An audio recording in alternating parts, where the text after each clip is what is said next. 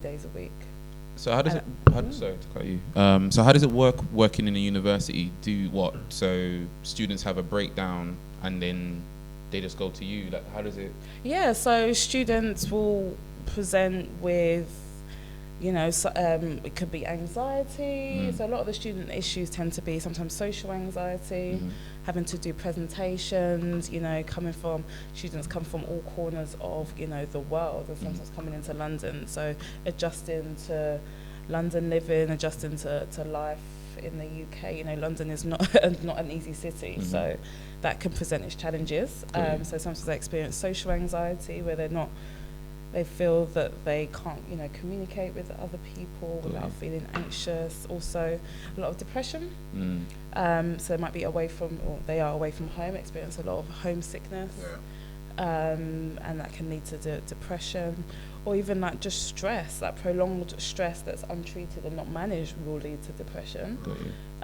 So those are kind of common student issues, as well as eating disorders. So a lot of students struggle with eating disorders because that idea of not being able to control what's going on around them, so they start to control and restrict their food. Got you. And then you get that disordered eating, and it's a whole range, to be honest. You also get like confidence issues. So a lot of the students will come from colleges maybe where they was like on their A game, was like heads, secondary school was top of the class, went to college top of the class, and then you come to uni and then there's someone that's brighter than you and it's a mad thing. It's like, this ain't the plan.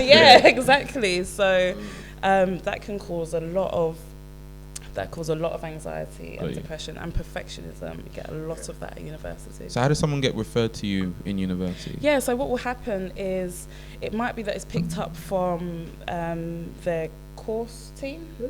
So it might, for example, they maybe aren't attending lectures. It might be that they're constantly handing in work late. They care, boy. They care. Yeah, if it's picked up, if it's picked up, then someone will have a conversation with you. Something, your tutors, that's what they're there for. That pastor will go have a conversation, find out what's going on, and then maybe will refer you for counselling. Or a lot of the students refer themselves. We're in an age where mental health is being spoken about a lot more, and people will reach out. I find that the ones that are less likely to reach out are the black students. They don't tend to reach out until things get real, where you're at risk of failing or you're getting kicked out. That's like a culture thing? 100%, I think it's a culture thing. A lot of in a lot of African cultures, Caribbean cultures, we're just not taught to kind of access help. So we will sit there and struggle before we will ask someone to kind of support us. And secondly, it's just not in the cultures to actually speak out. We're just not used to kind of telling someone about our problems so easy. So was this a problem which Kings actually saw, and how did they try and combat that? It's the University of Arts, London. So I have worked at King's and I've worked at both of them. To be honest, it's university-wide. It's not just these two. It's a problem across all universities. But did they, based upon just saying that there's specific kind of struggles with specific ethnicity? Yeah, so they call it like BAME, black and minority. So based upon kind of what you were seeing or the caseloads, was there something where it was highlighted and they acted upon? So I'm not speaking for any university in particular, but I think most universities, from what I understand, struggle to engage BME students. I think that's historical. They're less likely to access the service, and services often aren't tailored in a way that can support them, just in the sense that there's more likely to be, typically white middle class therapists working in those services, and less likely to be black therapists. So that is already a barrier where these students will access support, but they're not necessarily going to see them, and they might not see someone that can potentially understand their problems, their cultures, cultures and problems. So that creates a barrier in itself. So then, in that regard, then, were you seen as more of a commodity, considering that there's less of you? I mean, that would make sense, wouldn't it? For me, that would make sense. Right.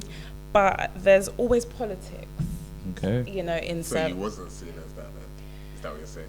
I think what I have found in my experience is that there is the idea that, you know, that a lot of services need to engage BME clients, black, minority, ethnic students, but when it comes to actually putting things in place, things often fall short. Okay. What kind of things could they put in place? So there's quite a few things that can put in place. You know, I suppose what knowledge of myself as well. Like, you know, to speak to someone as a black woman, to speak to someone about my problems is no easy feat. You know, and therefore being in a position where that is accessible to me. So trying to ensure that I see someone or can have the possibility of seeing someone that looks like myself will be helpful as a start. On top of that, knowing that in university services is short-term therapy, so they only offer like up to 6 sessions, sometimes 4. Okay. And if someone already has kind of trust issues and struggles to open up, it might be like session 3 when they just start talking. If you've only got 4 sessions, then that's the therapy done. So then in